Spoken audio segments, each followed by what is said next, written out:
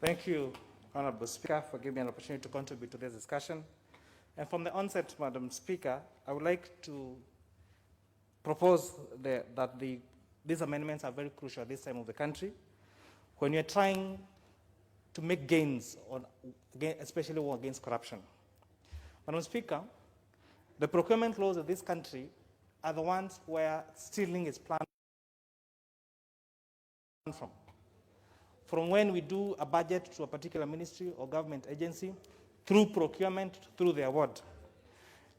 Every time we are on the streets, Mr. Speaker, Madam Speaker, the discussions that you have with people and when the people they see you, the first question is, when they notice that you're a member of parliament or a government official, quote unquote, nisaidie kupata tender. And when you ask what kind of tenders they would like, they'll say any kind of tender. And Madam Speaker, you know, in this country, you cannot be a supplier of everything, and you cannot be someone who can do any service or supply any goods or any services, Madam Speaker. But this is what is happening in government, where anybody, irrespective of whether they have the capacity or not, irrespective of whether they're in that business or not, they are able to supply products and services and therefore become rich and rich and rich, Mr. Speaker, at the expense of many other qualified or competent people who could get those contracts. Madam Speaker, most of members of parliament bear me witness that when the rollout of provision of desks came from the national government to our constituencies, it became difficult for us through NGCDF to buy desks from local suppliers, because the cost in which the national government was buying those desks was almost double how much you used to purchase those as NGCDF. The infrastructure funds that come to our schools, in my constituency, we are able to build a class at a cost of at most 1 million shillings, the farthest in the constituency.